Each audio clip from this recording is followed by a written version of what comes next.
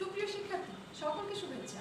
বিশ্বব্যাপী করোনা মহামারীর এই দিনে আশা করি সবাই ঘরে আছো, সুস্থ আছো, নিরাপদে আছো।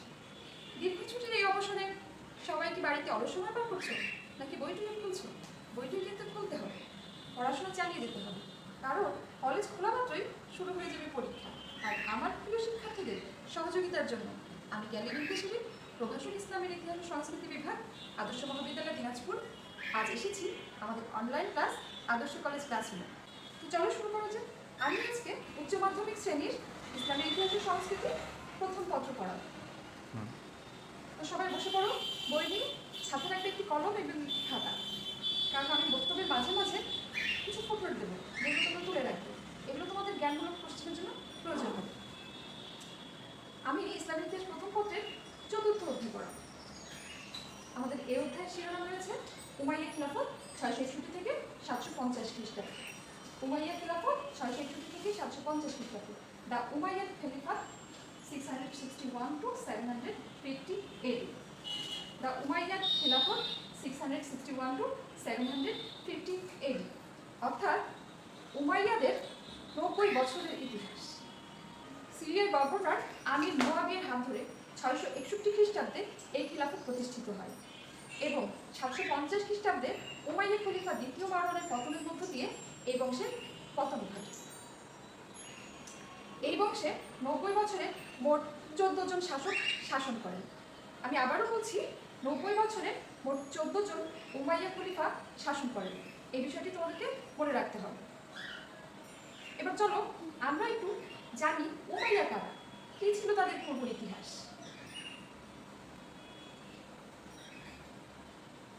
উমাইয়াদের পূর্ব ইতিহাস জানতে হলে আমাকে যেতে হবে মুহাম্মদ সাল্লাল্লাহু আলাইহি সাল্লামের পিছনের পঞ্চম পুরুষ পিছনে, অর্থাৎ মুহাম্মদ সাল্লাল্লাহু আলাইহি সাল্লামের পঞ্চম ঊর্ধ্বতন পুরুষ। মুহাম্মদ সাল্লাল্লাহু আলাইহি সাল্লামের পিতা, তার পিতা, তার পিতা, এভাবে পঞ্চম ঊর্ধ্বতন পুরুষের কাছে, যার নাম ছিল আব্দে মানাফ। আব্দে মানাফের ৬ জন পুত্র ছিল। তার মধ্যে হাশিম, মুত্তালিব এবং আব্দুস শামস, এই ৩ পুত্র ছিলেন একই মায়ের পেটের সন্তান। এই ৩ জন ছিলেন সহোদর, অর্থাৎ একই মায়ের পেটের সন্তান। মহানবী সাল্লাল্লাহু আলাইহি ওয়াসাল্লাম ছিলেন হাশিমের বংশধর এবং আব্দুস শামসের একজন পুত্র ছিলেন, তার নাম ছিল উমাইয়া।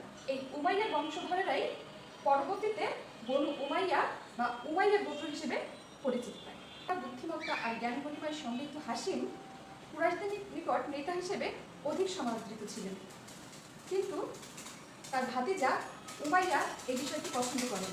সুতরাং নেতৃত্ব নিয়ে হাশিমের সাথে তার ভাতিজা উমাইয়ার একটা দ্বন্দ্ব তৈরি হয়। ইতিহাসে এটাই হাশিমীয় এবং উমাইয়া দ্বন্দ্ব হিসেবে পরিচিতি পায় এবং এই দ্বন্দ্ব প্রজন্ম থেকে প্রজন্মান্তরে চলতে থাকে, অর্থাৎ বহু বছর ব্যাপী এই দ্বন্দ্ব চলতে থাকে। মহানবী সাল্লাল্লাহু আলাইহি ওয়াসাল্লাম হাশিমীয় বংশের মানুষ ছিলেন, যার ফলে তার নবুয়ত প্রাপ্তিকে কিন্তু সেই সময়ের প্রতাপশালী উমাইয়া নেতা আবু সুফিয়ান ভালোভাবে গ্রহণ করেননি। তিনি দীর্ঘকাল ব্যাপী মহানবী সাল্লাল্লাহু আলাইহি ওয়াসাল্লামের বিরোধিতায় কিন্তু লিপ্ত ছিলেন। হযরত মুহাম্মদ সাল্লাল্লাহু আলাইহি ওয়াসাল্লাম চিরপ্রতিদ্বন্দ্বী এই দুটি গোত্রকে ঐক্যবদ্ধ করতে সমর্থ হয়েছিলেন। মুহাম্মদ সাল্লাল্লাহু আলাইহি ওয়াসাল্লাম আবু সুফিয়ানের কন্যা উম্মে হাবিবাকে বিবাহ করেন। আমি আবার বলছি, আবু সুফিয়ানের কন্যা উম্মে হাবিবাকে বিবাহ করেন। শুধু তাই নয়, তিনি তার দুই কন্যা উম্মে রুকাইয়া এবং উম্মে কুলসুমকে উমাইয়া খলিফা হযরত উসমান রাদিয়াল্লাহু আনহুর সাথে বিবাহ দেন, যে কারণে হযরত উসমান রাদিয়াল্লাহু আনহুকে যুন্নুরাইন বা দুই জ্যোতির অধিকারী বলা হয়। যুন্নুরাইন বা দুই জ্যোতির অধিকারী বলা হয় উসমান রাদিয়াল্লাহু আনহু। মহানবী সাল্লাল্লাহু আলাইহি ওয়াসাল্লাম এই দুই গোত্রকে ঐক্যের বন্ধনে আবদ্ধ করতে পারলেও হযরত আলী রাদিয়াল্লাহু আনহুর সময় এই দুই গোত্রের মধ্যে আবার দ্বন্দ্ব তৈরি হয়। হযরত আলী রাদিয়াল্লাহু আনহু ছিলেন হাশিমীয় বংশের এবং সিরিয়ার গভর্নর আমির মুয়াবিয়া ছিলেন উমাইয়া বংশের, এবং তাদের মধ্যে ব্যাপক সংঘর্ষের জের ধরেই আলী রাদিয়াল্লাহু আনহুর পতন ঘটে এবং মুয়াবিয়া নতুন সাম্রাজ্য প্রতিষ্ঠা করতে সক্ষম হয়। মুয়াবিয়া উমাইয়া সাম্রাজ্য প্রতিষ্ঠা করতে সক্ষম হয়। তো যাই হোক, এই আলোচনা থেকে আমরা জানতে পারি উমাইয়া কারা, কি তাদের ইতিহাস, কোত্থেকে তারা এল। এবারে চলো আমরা উমাইয়া বংশের প্রতিষ্ঠাতা মুয়াবিয়া সম্পর্কে জেনে আসে মুয়াবিয়া কে ছিলেন, কি তার জন্ম, কি তার পরিচয়। মুয়াবিয়া 606 খ্রিস্টাব্দে মক্কার কুরাইশ বংশের উমাইয়া গোত্রে জন্মগ্রহণ করেন। তার পিতা ছিলেন আবু সুফিয়ান, প্রতাপশালী উমাইয়া নেতা এবং কাবা গৃহের রক্ষক, এবং তার মা ছিলেন হিন্দা, বদরের যুদ্ধে নিহত প্রতাপশালী উমাইয়া নেতা উতবার কন্যা, কুরাইশ নেতা উতবার কন্যা। তিনি ইসলামের এতটাই বিরোধী ছিলেন যে ইসলামের পক্ষে হযরত হামজাকে মহানবী সাল্লাল্লাহু আলাইহি ওয়াসাল্লামের চাচা হামজার কলিজা ভক্ষণকারী ছিলেন, কলিজা ভক্ষণ করেন। এতটাই নৃশংস ছিলেন। তার মাতা হিন্দা আবু সুফিয়ানের সমানে নৃশংস ছিলেন। প্রথম জীবনে মুয়াবিয়া পিতা আবু সুফিয়ানের মতোই ইসলামের ঘোরতর বিরোধী ছিলেন। এমনকি তিনি বদর, উহুদ এবং খন্দকের যুদ্ধে ইসলামের বিরুদ্ধে অস্ত্র ধারণ পর্যন্ত করেছিলেন। তবে 630 খ্রিস্টাব্দে মক্কা বিজয়ের পর পিতা আবু সুফিয়ানের সাথে মুয়াবিয়া ইসলাম ধর্ম গ্রহণ করেন এবং ইসলাম ধর্ম গ্রহণ করার পর তিনি ইসলামের সেবায় নিজেকে নিয়োজিত রাখেন। ইসলাম গ্রহণের পর মহানবী সাল্লাল্লাহু আলাইহি ওয়াসাল্লাম মুয়াবিয়াকে তার ব্যক্তিগত সহকারী এবং কাতেবে ওহী অর্থাৎ ওহী লেখক হিসেবে নিযুক্ত করেন। আমি আবার বলছি, মুয়াবিয়া ছিলেন ইসলাম গ্রহণের পর মহানবী সাল্লাল্লাহু আলাইহি ওয়াসাল্লামের ব্যক্তিগত সহকারী এবং কাতেবে ওহী হিসেবে মুয়াবিয়া নিযুক্ত হন। মহানবী সাল্লাল্লাহু আলাইহি ওয়াসাল্লামের ব্যক্তিগত সহকারী হিসেবে নিযুক্ত হওয়ার পর থেকেই তার ভেতরে একটা রাজনৈতিক উচ্চাকাঙ্ক্ষা হয়তো তৈরি হয়েছিল।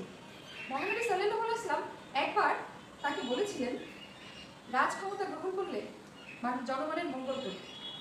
তো এই উক্তি হতে হয়তো তার ভেতরে সুপ্ত একটা ইচ্ছা তৈরি হয়। তবে তার রাজনৈতিক ক্ষমতা চর্চার সুযোগ ঘটে হযরত ওমর রাদিয়াল্লাহু আনহুর খিলাফতের সময়।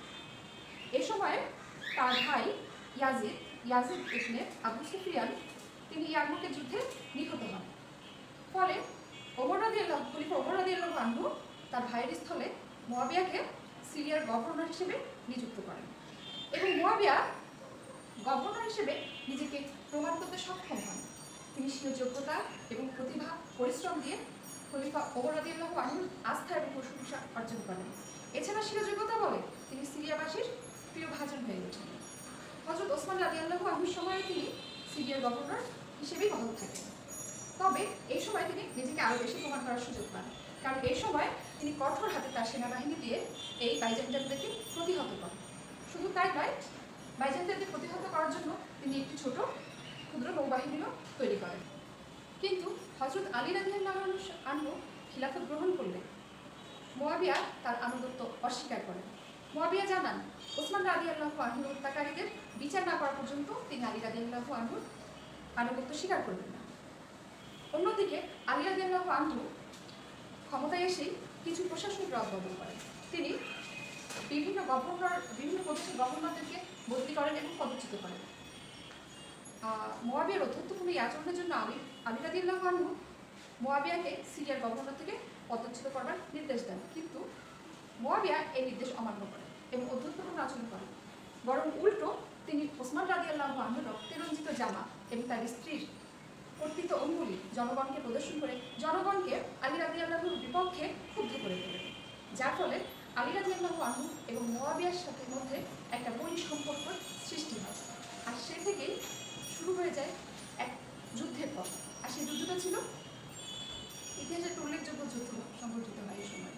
সেটা হচ্ছে 657 সালে সংঘটিত সিফিনের যুদ্ধ। সিফিনের যুদ্ধ বা জঙ্গে সিফিন 657 খ্রিস্টাব্দে জুলাই মাসে সংঘটিত হয়। হিজরি সাল অনুযায়ী 37 সনে ঘটে যাওয়া এটি একটি বিভীষিকাময় গৃহযুদ্ধ। উষ্ট্রের যুদ্ধের পর এটি ছিল মুসলিম ইতিহাসের সর্ববৃহৎ গৃহযুদ্ধ। ইউফ্রেটিস তথা ফুরাত নদীর পশ্চিম তীরে সিফিন নামক প্রান্তরে তৎকালীন চতুর্থ ও সর্বশেষ খোলাফায়ে রাশিদিন হযরত আলী রাদিয়াল্লাহু তাআলা আনহু ও সিরিয়ার গভর্নর হযরত মুয়াবিয়া ইবনে আবু সুফিয়ান রাদিয়াল্লাহু তাআলা আনহু এর মধ্যে এই যুদ্ধটি সংঘটিত হয়। যুদ্ধে দুপক্ষেই রাসূল সাল্লাল্লাহু আলাইহি ওয়াসাল্লামের সর্বাধিক অনুগত সাহাবীগণ বিদ্যমান ছিল। উষ্ট্রের যুদ্ধের পর মক্কা মদিনা, ইরাক ও মিশরের রাজনৈতিক পরিস্থিতি কিছুটা শান্ত হলেও কেন্দ্রীয় প্রশাসনিক ব্যবস্থা ও অভ্যন্তরীণ ঐক্য দিনকে দিন ভাঙনের দিকে এগিয়ে যাচ্ছিল।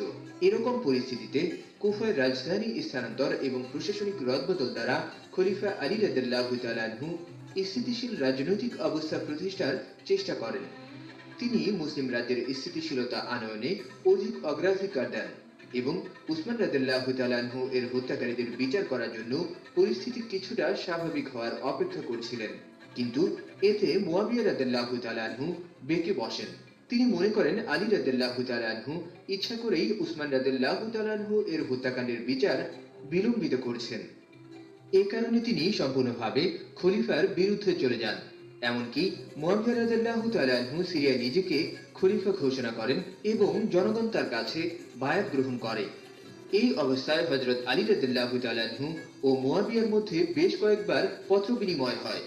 আমিরুল মুমিনিন বেশ কয়েকবার সিরিয়ায় প্রতিনিধি পাঠান। তিনি একটি পত্রে মুয়াবিয়া রাদিয়াল্লাহু তাআলা আনহুকে ইসলামের স্বার্থে তার আনুগত্য স্বীকারের আহ্বান জানান। কিন্তু মুয়াবিয়া রাদিয়াল্লাহু তাআলা আনহু চক্রান্তের আশ্রয় নিয়ে খলিফার আদেশ অমান্য করেন। তিনি ঘোষণা করেন যে উসমান রাদিয়াল্লাহু তাআলা আনহু এর হত্যাকারীদের বিচার না হলে খলিফার আনুগত্য স্বীকার করবেন না।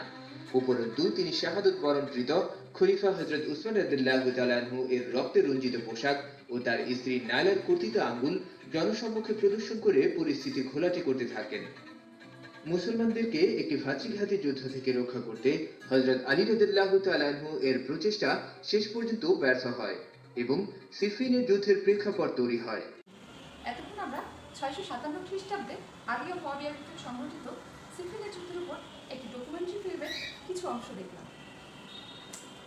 চলো আমরা এখন ম্যাপে সিফিনের অবস্থানটা দেখে নিই।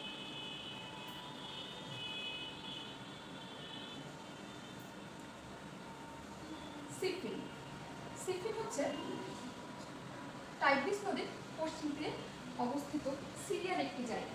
সিরিয়ার প্রদেশের ভিতরে অবস্থিত একটি স্থান সিফিন। এই সিফিনের প্রান্তরে সেই ঐতিহাসিক যুদ্ধটি সংঘটিত হয়। দেখো ম্যাপে আমরা দেখতে পাচ্ছি টাইগ্রিস নদীর এপাশে ইরাক, অর্থাৎ এখানে কুফায় আলী রাদিয়াল্লাহু আনহুর রাজধানী, এবং এই পাশে রয়েছে সিরিয়া, মুয়াবিয়ার রাজধানী দামাসকাস।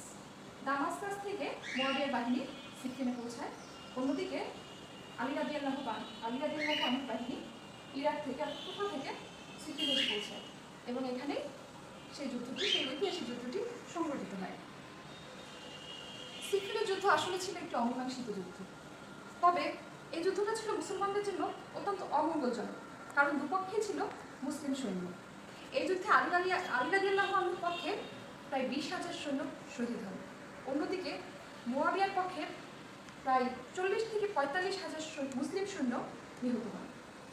আমি আরেকটা তথ্য দিচ্ছি, এই যুদ্ধে আলী রাদিয়াল্লাহু আনহুর প্রধান সেনাপতি ছিলেন মালিক আসকার। তিনি ছিলেন অশ্বারোহী বাহিনীর প্রধান। অন্যদিকে আলী রাদিয়াল্লাহু আনহুর পদাতিক বাহিনীর প্রধান ছিলেন আমর ইবনে ইয়াসির। আর মুয়াবিয়ার অশ্বারোহী বাহিনীর প্রধান ছিলেন সহল হুনাইন। তিনি ছিলেন মুয়াবিয়ার প্রধান সেনাপতি। যাই হোক, দুপক্ষের সৈন্যবাহিনী প্রায় 3 মাস 20 দিন এই সিফিনের প্রান্তরে অবস্থান করে এবং তাদের মধ্যে প্রায় 90 বার সংঘর্ষ হয়।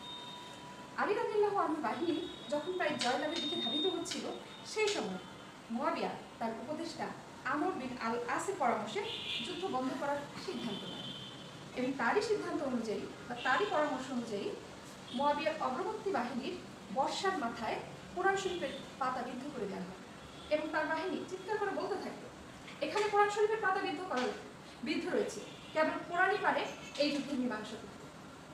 এই কথা শুনে আলী রাদিয়াল্লাহু আনহুর পক্ষে প্রচুর ধর্মপ্রাণ মুসলমান সৈন্যবাহিনী, যারা কোরআনের হাফেজ ছিলেন, তারা সাথে সাথে যুদ্ধ বন্ধ করে দেয়। তারা মনে করে এই যুদ্ধ বন্ধ করার প্রয়োজন, নতুবা কোরআন শরীফের প্রতি অমর্যাদা করা হবে। আলী রাদিয়াল্লাহু আনহু যদি বুঝতে পারেন এটি মুয়াবিয়ার একটা ধূর্ততা বা একটা সততামূলক সিদ্ধান্ত, আলী রাদিয়াল্লাহু আনহু যুদ্ধ বন্ধ করে দেন এবং তার সেনাপতি মালিক আসকারকে মুয়াবিয়ার নিকট প্রেরণ করে। মুয়াবিয়া মালিক আসকারকে জানান এই যুদ্ধের মীমাংসার জন্য পরবর্তীতে একটি সালিশ বৈঠক সংগঠিত হবে, যেখানে তাদের দুই পক্ষের 2 জন সালিশ প্রতিনিধি নিযুক্ত থাকবে। তাদের মধ্যে আলোচনা সাপেক্ষে এই যুদ্ধের মীমাংসা হবে এবং এই মীমাংসার সময় দুই প্রতিনিধির সাথে থাকবেন দুপক্ষে 400 জন করে সৈনিক, 400 মোট 800 জন সৈনিক। ফলাফল হিসেবে এই যুদ্ধের মীমাংসার জন্য 659 খ্রিস্টাব্দে দুমাতুল জন্দল নামক স্থানে এক সালিশি বৈঠক বসে। আমরা চলো আরেকটা ম্যাপ দেখে আসি যে দুমাতুল জন্দলটা কোথায়।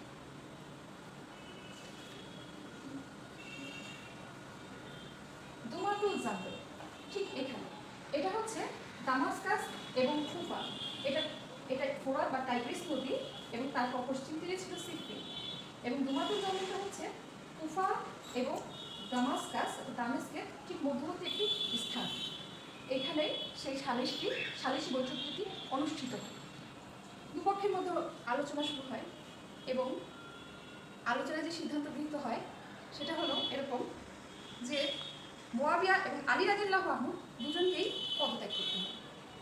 খেয়াল করবে আলী রাদিয়াল্লাহু আনহু কিন্তু ছিলেন খলিফা এবং মুয়াবিয়া ছিলেন গভর্নর, প্রদেশের গভর্নর।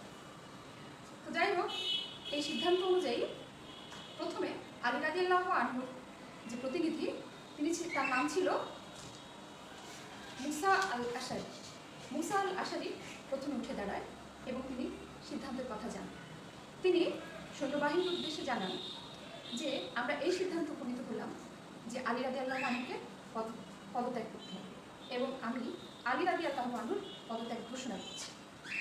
এরপর মুয়াবিয়ার প্রতিনিধি আমর বিন